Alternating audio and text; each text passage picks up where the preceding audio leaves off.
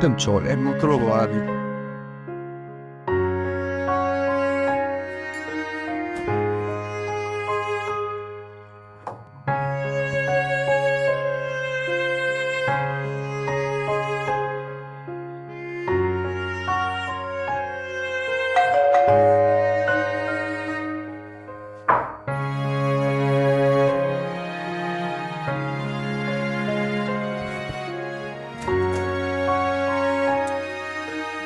কি গো, কখন এলে তুমি? যখনই আসি তাতে তোমার কি? বাবা, মেয়েটা তো তুমকে যে বস কিছু বলেছে নাকি? ফালতু বকো না তো। কি হয়েছে বলো তো? বসা তোমাকে আমি কতবার বলেছি চাকরিটা এবার ছেড়ে দাও না। সারাদিন পর বাড়িতে এসে এক গ্লাস জলও পাই না। তুমি অফিসে চলে যাও। তুমি যদি রোজ রোজ অফিসে চলে যাও তাহলে বাড়ির কাজটা কে সামলাবে? বাড়িতে ফিরে এসে আমাকে অপেক্ষা করতে হয় কখন তুমি ফিরে আসবে, তারপরে রান্না করবে, তারপরে খাবো। বাড়িতে খাবারও রেডি থাকে না।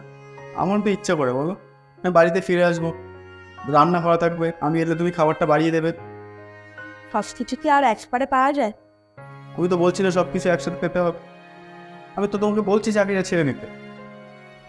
তুমি আজকে বলছো চাকরিটা ছেড়ে দিতে, কিন্তু একটা সময় এই চাকরিটাই কত দরকারি ছিল আমাদের কাছে, এটা ভুলে গেছো?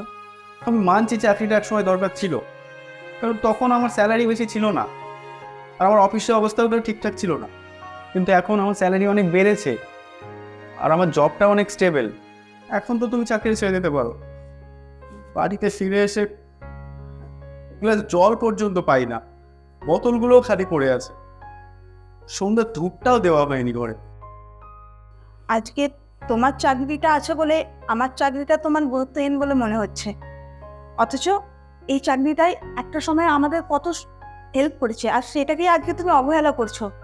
আর যদি বাড়ির কাজের জন্যই তোমার মনে হয় আমাকে চাকরিটা ছাড়তে হবে, তাহলে তো তুমি তোমার বাবা মাকে এনেও রাখতে পারো। সামান্য বাড়ির কাজের জন্য আমাকে আমার চাকরি ছাড়তে হবে কেন? বর্ষা, তুমি ভালো করেই জানো আমি কেন এবং কি কারণে তোমাকে চাকরিটা ছেড়ে দিতে বলছি।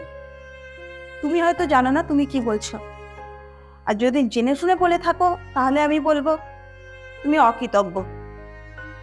যে চাকরির কাঁধে পা দিয়ে খারাপ সময়গুলো আমরা পেরিয়ে এলাম, আজকে সেই চাকরিটা তোমার কাছে গুরুত্বহীন বলে মনে হচ্ছে। মূল্যহীন মনে হচ্ছে না, কিন্তু সব কিছুর পরেও আমাদের তো একটা সংসার আছে, আমাদের তো সেটাকেও ইম্পর্টেন্স দিতে হবে, তাই না?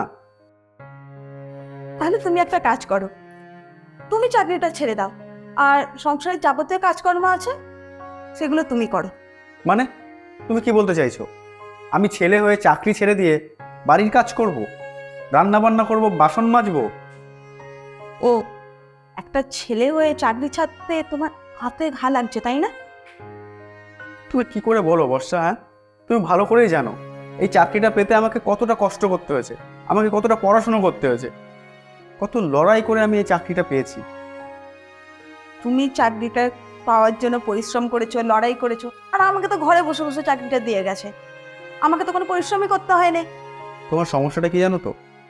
তুমি সব কিছুতে নিজেকে আমার সাথে কম্পেয়ার করো, আর বাকিটা তোমার অহংকার। কারণ তুমি চাকরি করে একদিন এই সংসারটা চালিয়েছো, তাই তোমার মনের মধ্যে একটা দম্ভ সবসময় কাজ করে। তুমি ভুল করছো, আমি টাকা রোজগার করার জন্য চাকরিটা করি না। চাকরিটা আমার আইডেন্টিটি, এটা আমার কনফিডেন্স। চাকরিটা আমি ভালোবাসি তাই করি। হ্যাঁ, সংসারের জন্য আমি চাকরিটা ছেড়ে দিতেই পারি, কিন্তু বিশ্বাস করো তাতে আমি ভালো থাকবো না। তুমি হয়তো তুমি যেরকম একটা লোক চাইছো সেরকম পেয়ে যাবে, তোমার সংসার গোছানোর জন্য, তোমার রান্না বান্না করার জন্য, তোমার মুখের কাছে জল ধরে রাখার জন্য, কিন্তু বিশ্বাস করো আমি তাতে খুশি থাকবো না। প্রতিদিন রোবটের মতো কাজ করতে করতে জীবনের প্রতি আমার ভালোবাসাটাই উঠে যাবে। আর আমিও তো পড়াশোনা শিখেছি, আমিও তো কম্পিউটার শিখেছি, তাহলে আমি কেন আমার লাইফটা স্যাক্রিফাইস করব? সংসারটা তো আর শুধু আমার একার নয়। দূর, তোমার সাথে না কথা বলাই বেকার। কেন যে তুমি বিয়ে করতে গেলে চাকরিই করতে পারতে।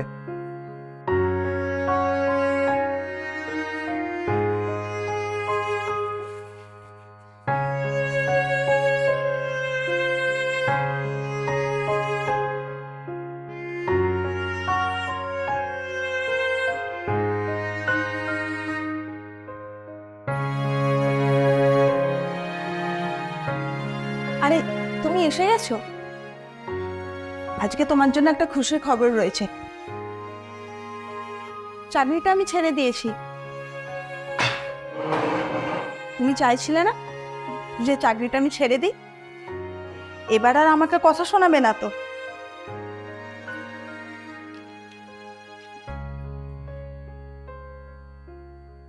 এ নাও, তুমি চাইতো তো যে তুমি যখন অফিস থেকে আসবে তোমার বউ তোমার মুখের সামনে জল ধরুক। আমি সেটাই করছি। কি হলো, নাও। কোনো সমস্যা হয়েছে? খুব খুব অহংকারী হয়ে গেছিলাম আমি। ভেবেছিলাম ভালো চাকরি করি, কোনো অভাব নেই আমার। আর সেই অহংকারের পতন হলো আজ। কি বলছো? আমি তো কিছুই বুঝতে পারছি না।